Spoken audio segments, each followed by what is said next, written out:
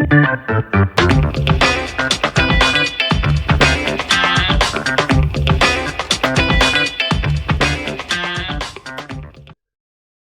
up everybody, Bobby Z here again, and today we're going to be talking about our best games of 2019. And 2019 may not have been as top-line dominant as 2018 was for gaming, but there was more of a variety and plenty of amazingly crafted titles to complete another phenomenal year in gaming. The biggest jump from 2018 to 2019 in gaming in my eyes was the unprecedented leap in visual quality. Great stories, unique gameplay, satisfying puzzles, but best of all, 2019 dominated with sequels and remakes of some of the most beloved franchises in gaming, which is going to be a very prominent theme on this list. But anyway, let's get right into it, our top 15 games of 2019. We are kicking off the list with a sneaky pick at number 15, and that is 4A Games' recent release of Metro Exodus. I feel like this is one of the most underappreciated games of 2019, as it did not generate a lot of buzz, but I had a tremendous amount of fun playing it on PC. Maybe there would have been more hype around it if the HBO's miniseries Chernobyl released beforehand and not after, because there are some cool parallels between the two worlds. And not just the sharp and haunting sounds of the radiation detecting equipment and gas masks. The story of Metro Exodus lets players reunite with the Rolovar tomb and other familiar characters as they scavenge the barren wasteland of the former Russian Federation devastated by a nuclear war. You can expect to battle everything from grotesque mutated creatures to a group of surviving cannibals. Within the first hour of playing, there's already some hardcore betrayal and engaging plot points that totally swallow your attention. An exhilarating storyline to say the least, but my favorite part was the arsenal of weapons that can be fully customized and crafted at a local workbench from the materials you scavenge in the sandbox environments. The limited mats and ammo force players to be creative and incorporate stealth in order to survive, which as a result delivers a true fear of extinction. I really enjoyed the horror and melancholy of the post-apocalyptic world depicted in this game compared to others. Metro Exodus is the third and best installment of the Metro series, period, and in my eyes deserves a spot on this list. For number 15, I have to admit I was not terribly excited about this release because I have become tremendously bored with the franchise, but I was pleasantly surprised with the Coalition's last release of Gears 5. The Gears series hits home for me. Growing up in high school, I was absurdly addicted to the original Gears of War drop on 360. I even hammered the shit out of Gears 2, but with 3 and eventually 4, I totally lost interest, so I had no eager to jump on this game. But lo and behold, the power of no expectations. I was suddenly warped back into 2006, exceedingly enjoying this game. Everyone associates Gears of War with the online carnage of blowing someone's torso off with a single shotgun blast, or chainsawing them in half. But to me, the most underappreciated and forgotten parts of the franchise were the campaigns and the horde modes. Rocking back and forth in online nature shotgun battles gets old after a while, but Gears 5 totally nailed it by expanding the multiplayer in a good way and re-establishing a worthy campaign. The story of Kate Diaz, half locust, half human, was a wild ride from start to finish. And not that the Gears franchise ever had phenomenal writing, the gameplay is absurd to begin with, but this installment did have an interesting and inviting story behind it. This was the most fun I had in the campaign since the original release, but on top of that, there is plenty to do in the new online modes and the rejuvenated horde mode. Gears 5 is easily one of the best action games of 2019. And for lucky number 13, we have another sequel. I told you this was going to be a prominent theme, but this is from one of my favorite franchises of all time in gaming, and that was Gearbox's long-awaited sequel with Borderlands 3. Now, I promise not every game on this list is a shooting game, so stick with me. There is not much I have to say about this one. If you've played any Borderlands game, you know exactly what this is all about. Borderlands 3 is more Borderlands with better graphics and more guns, more mayhem, which is not a bad thing. This is probably the only franchise that you can say that for. Last year's release features 4 new Vault Hunters with their own unique class and skill trees, all of which are a boatload of fun to play with. I personally completed a playthrough with each hunter within the first few weeks of release. Right after I completed the campaign, I dove right back into the gun pool with another hunter, but my personal favorite being Flak the Beastmaster. The best part of Borderlands 3 is the ability to fully respec your hunter skill tree at any given point in time, and even better, you do not have to stick to one specialization in any build and have the freedom to add points in all 3 at the same time, giving you unlimited possibilities to fool around with. I have always been a huge fan of the visual impression of Borderlands, and yet again they are utterly pleasing to look at. I don't think I blinked during either one of the Calypso twins fights. The shooting and looting of Borderlands may never get old, and can't thank Gearbox enough for another masterpiece. Now, number 12 is one of two miraculous surprises of 2019 from Respawn and EA, and that is Star Wars Jedi Fallen Order. The game offers a refreshing new perspective as a young Jedi Padawan named Cal Kestis, who has survived the catastrophic events of Palpatine's Order 66 and boldly wants to finish his training and restore the Jedi Order. This is easily the best pure Jedi experience we have seen in a video game to date, as Fallen Order offers a seducing combination of Uncharted mechanics and God of War-esque combat. Parrying is your best friend. You can interchange your lightsaber from single to double and even have moves that allow you to hold a single saber in each hand. You can throw your sabers, you can force choke, force throw, force slam, but you cannot force heal. You can further progress your relationship with the Force in your skill tree, allowing you to get real creative in combat. Overall, just a ton of fun to rip through stormtroopers and the various enemies the game has to offer. The real brilliance of this game comes from the remarkable attention to detail that Respawn delivers during the lightsaber battles. You can feel the buzzing and vibrating of the colliding lightsabers through your screen. The sparks bouncing off your saber and hitting the ground are totally immersed into the fight and do not feel random. Respawn really stayed true to the source material of Star Wars both in combat and story, and restored the Force in the gaming universe after the failure of 2017's Battlefront 2.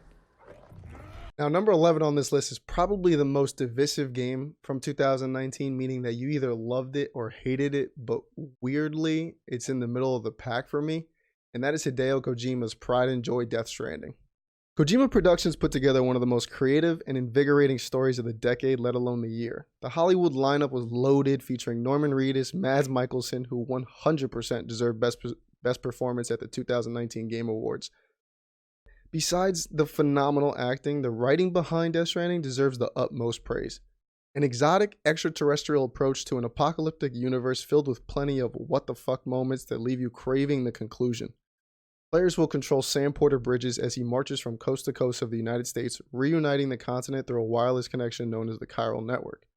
To accompany this mammoth mission, rain, or referred to as timefall in the game, ages anything it touches, destroying your cargo and equipment. There are also terrifying shadow creatures known as BTs lurking everywhere that can only be detected by the fetus strapped to your chest and defeated by weapons crafted with ammunition of Sam's blood or bathwater.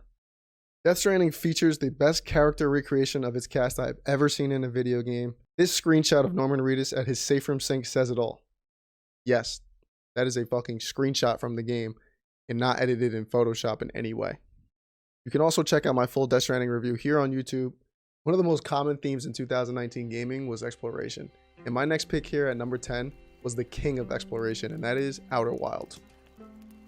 This is not your traditional video game and is only for those with elite patience and curiosity. As you wake near a campfire in your rocket ship on some random planet, you will soon learn that the game ends after 22 minutes of clocked game time. At this point, the local sun will go full supernova, disintegrating everything in sight.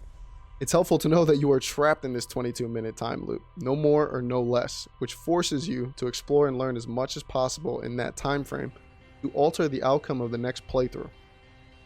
You are trying to figure out how the hell you got there, why the sun is going supernova, and the secrets of the alien race that built this galaxy known as the Nomai.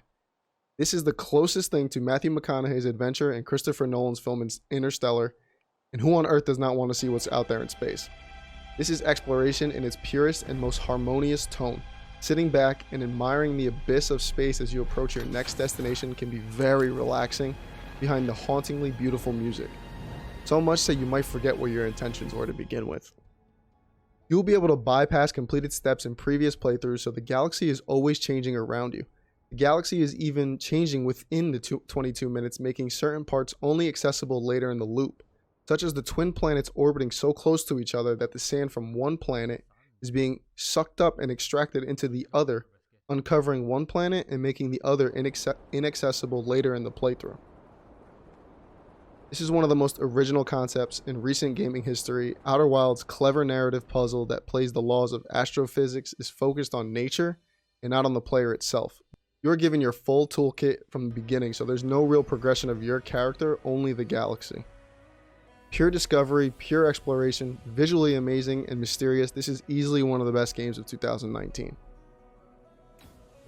Now this next pick at number 9 overcame me with the most severe nostalgia in 2019, and that was the masterpiece of the 1993 and 1998 Game Boy Color remakes with Zelda's Link's Awakening. I think that says a lot about my age and how long I've been gaming. Where my 90s babies at. My gaming experience has come full circle, and with the reveal of animation in video games this year, if this is the new starting line, I'm thrilled for what the future holds. Despite the jaw-dropping glow-up in visual representation, Link's Awakening has not lost its immeasurable charm. In fact, it has doubled down. Rezo and Nintendo stayed true to the essence of this game, as the entire world and story down to every blade of grass is one-to-one, but in a modern, polished art style. There are videos out there posting sequences from each release side by side, and every environment and boundary are identical. Solving the puzzles were rewarding as ever and a true test to my memory, but even a non-seasoned fan or younger gamer would absolutely enjoy this charmingly satisfying handheld Zelda adventure. When I first heard of this next game on my list, never in a bazillion years did I think I would enjoy it, because it features no combat or maneuvering in a traditional sense. Instead is navigated through point-and-click environments, heavy dialogue trees, and skill checks. Number 8 on my list is Disco Elysium. There's a very pleasing old-school vibe to this tabletop RPG that features a detective waking up with the world's worst hangover, not even knowing his own name. He walks outside discovering a dead body hanging on a tree. Kind of reminds me of Hopper from Stranger Things.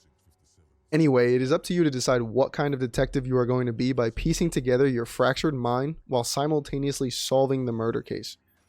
There are 4 primary abilities in the game: intellect, psych, physique, and motorics, and each ability has 6 distinct secondary skills for a total of 24.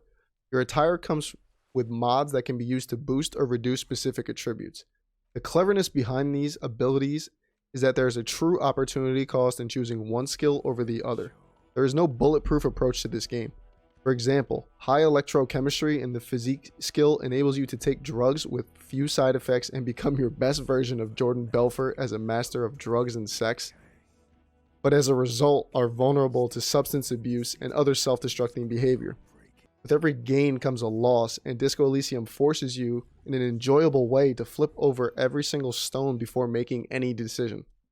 I am also a huge fan of the isometric perspective the game possesses and the way each environment interacts, perfectly suiting for its intentions with the crisp, detailed, and color but yet dark use of colors.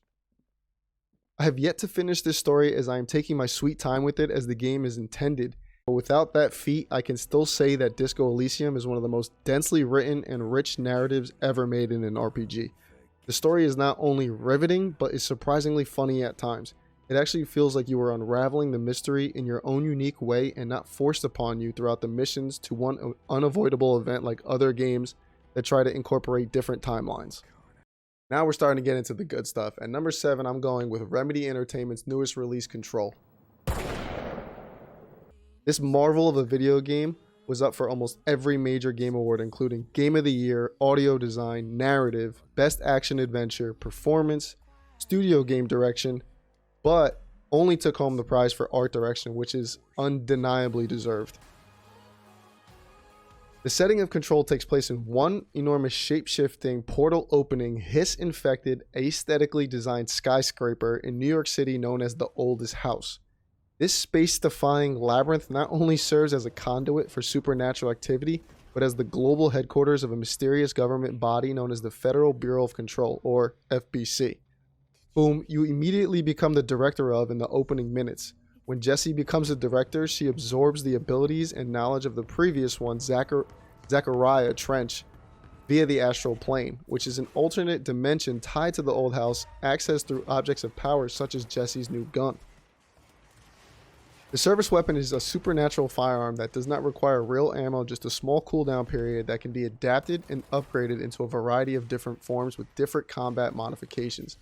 However, the most satisfying part of this game is Jessie's telekinetic powers, allowing you to levitate, control the minds of others to make them fight on your side, or literally throwing anything from a printer, box, or yanking concrete off the wall and flinging them at your enemies. The story is quite confusing for the first half of the game, but there are plenty of collectibles to find throughout the campaign that are deeply invested into the lore of this world and explaining it. The architecture of the oldest house is unparalleled to any of Remedy Entertainment's previous games and undoubtedly one of the best action games of 2019. My pick at number 6 is Luigi's Mansion 3. Now, I personally never owned a GameCube growing up, so I never played any of the previous installments in the series, so I can't truthfully compare it to its predecessors. All I know is this 2019 adaptation has the feels of playing Super Mario 64 for the first time all over again. This magical Switch exclusive had me glued to my chair as I finished the entire playthrough in one sitting. Yeah, I had nothing to do last Sunday. My Raiders didn't make the playoffs. The cartoon animation in this game feels like a real-life Pixar movie and the best I have ever seen in a video game. Rich in color, charming character emotion, and its own unique glow to it, Next Level Games really set the bar for Switch games. The graphic quality is sensational, but also the levels and puzzles in this game are so unbelievably fun to play. Although you are not in a mansion, rather a hotel, Luigi and his pet ghost pup, Polterpup, are searching all 18 floors of this luxurious, haunted skyrise hotel for their friends Mario, Peach, and a group of toads. King Boo and the hotel owner, Helen Gravely, have trapped them individually in paintings, and it is up to you to rescue them by sucking up everything in sight with your poltergust. In order to advance, you must collect the elevator buttons from Boss Ghost or by chasing down the annoying Polter Kitty, familiar to the star-hoarding bunny in the basement of Mario 64. The best part is each floor has its own ambitious leveling design, and there was not a single one that I particularly hated. They were all fun in their own way, whether it was the ghosts you were fighting or the environment itself. My favorite floor by far was the 8th floor, Paranormal Productions, which features the film director ghost Morty and 4 Hollywood movie sets that you can fully immerse yourself in as Goigi. This level presents a difficult yet satisfying puzzle and one of the best boss fights the game has to offer. Just overall, this is another great Nintendo experience that all Switch owners should play. So these next 5 games can all be considered number 1 in their own way, but they really separate themselves from the rest of the pack because they left me with something more than the rest. And with that being said, at number 5, no play on words intended here, is Devil May Cry 5. Capcom had a dominant year in 2019, and that's mostly due to the resurrection of this action-packed heavy metal series. Even if you have never played a previous Devil May Cry game, you will have an absolute blast with DMC5. I never cared too much for the story in this game because once I got a taste of the combat, I just wanted more like a vampire tasting blood for the first time. The chaos and destruction of various demon hordes are not only visually stunning and bug-free, players are rewarded for being more stylish with their combat, leaving you relentless anxiety to do more and earn that perfect smokin' sexy style rank. The main characters Dante, Nero, and V are all super fun to play, and every single second of blood-splattering pandemonium was guaranteed entertainment. Nero, the primary protagonist, carries the Blue Rose pistol and the Red Queen sword that can be revved up like a motorcycle for extra damage. His well-rounded skill set and Devil Breaker arm upgrades allow for endless combo streaks. V is very different from Nero, as you don't actually do any fighting directly with him. Instead, he is a ranged demon slasher by controlling his 3 creatures Griffin, Shadow, and Nightmare simultaneously. It may look like I am just standing there or reading a book, but I am actually putting in fucking work with these demon-killing Panther and Raven. If you tend to favor mages or warlocks in video games, this is your boy. Now, remember I mentioned how Nero can rev up his sword like a motorcycle? Well, Dante can actually dually wield motorcycles and beat the shit out of demons with them. Dante has 4 different playstyles to swap from that can be alternated on the D-pad, including Trickster, Gunslinger, Swordmaster, and Royal Guard. All a ton of fun to play and easy to get lost in. Every inch of combat in this game is satisfying on all levels. Is there any debate that this won Best Action Game of the Year? I think not. With number 4 on my list comes the second biggest reason why Capcom dominated 2019, and that is because of the godly remake of Resident Evil 2. I know horror games are very popular, and for anyone who knows me, that I love everything spooky, and Halloween time is my favorite time of the year, but it is rare that I would include a survivor horror game this high on my list. Most of the time that is because they are as corny as the redundant paranormal movies that keep being recreated for some odd reason. Oh no babe, the door closed by itself. Been there, done that. But Capcom did a fascinating job with this remake by carefully weaving modern mechanics and polished graphics while maintaining the source material of Resident Evil we all love. This is just another example of graphics and video games taking a humongous leap in 2019. The detail and seamless transition in between cutscenes make this an immersive experience. And Claire and Leon themselves look like real human beings, getting bloody, wet, dirty, and sweaty, like real surviving characters. What I like most about this game is it feels like one long continuous event, even if you have taken a few days off. And the ability to do a playthrough with each protagonist really makes this release feel like two games for one. The bizarre puzzles and riddles take me back in time to a world where Google and YouTube didn't exist, and you actually have to figure things out for yourself. Some of you are sitting there have no idea what I'm talking about. And God, that makes me feel old. And I know I could still look these things up if I wanted to, but I didn't. And the point is it brought me a sense of nostalgia to a much simpler time in gaming. Finding a book that has to be paired with an arm that goes on a statue that gives you a scepter that hours later you have to remove the gem from the scepter and place it on a random jewelry box just in order to unlock an upgrade to your gun. You actually have to pay close attention and read your journal. Absolutely everything is worth picking up and at least stashing away in your vault. There's nothing in this police station placed there by accident. Back to what I said about placing a horror game this high. That is because for a long time now I haven't really been scared in a video game, but this remake had plenty of moments where I was ready to fall off my chair. Mostly when that damn tyrant would pop up out of nowhere and clothesline me in the middle of the night. The limited resources and health alone in this game present a terrifying challenge, so when I was down to my last breath, my heart was racing. This game is the foundation for a good remake of a classic and one of the best experiences I had in 2019. Now this next game, I pumped in the most hours astronomically by far in 2019, so there was no way I was going to leave it out of my top 3, and that is Respawn's second amazing surprise in 2019 with Apex Legends. Just when we all thought the Battle Royale genre was dying, and I was honestly hoping for it to, Respawn dropped a bomb with my personal favorite Battle Royale game to date. Apex Legends is a refreshing combination of Overwatch and Titanfall and embodies modern day gaming. It's free, Battle Royale, class-based shooter, which I am a huge sucker for. It has dominant presence on Twitch and the multiplayer world if you are into competitive gaming. And there are even a ton of microtransactions for all you weirdos that spend money on that dumb shit. Battle Royales have become the best version of online multiplayer, but what really separates Apex is the decision to make it a class-based shooter and not allowing squads to choose the same legends, giving each legend a sense of purpose. No particular legend or gun feels too OP, and there is almost a counter for everything. Respawn has done a tremendous job of keeping this game balanced and avoiding making it too gimmicky like Fortnite. No lightsabers here, infinity gauntlets, mechs. Apex Legends is just my gun and armor build versus yours. Continuing to add new legends, new guns, and possibly map changes with every season, Apex Legends is here to stay. The only thing Respawn needs to do is make it cross-platform, and also, other than exclusive events, squads are limited to teams of 3, often leaving someone behind, so I think the entire Apex community as a whole agrees with me when I say there should be a duos and single-player mode. It seems like almost every single aspect of this game has been addressed or patched with an update showing the community something that we didn't think was possible from EA. So I have high hopes that they will continue to invest their time and money and make Apex even better. Multiplayer games are the breadwinner for the industry, so we had to include the best multiplayer game of 2019 in the top 3. Surprisingly, the game of the year is not my number 1, it's my number 2, and that is Sekiro: Shadows Die Twice.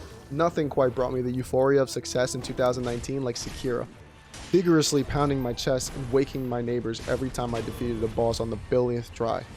Sekiro is some of the most raw and demanding combat ever made in a video game and is accompanied by an immensely better narrative than any of the other Soulsborne games.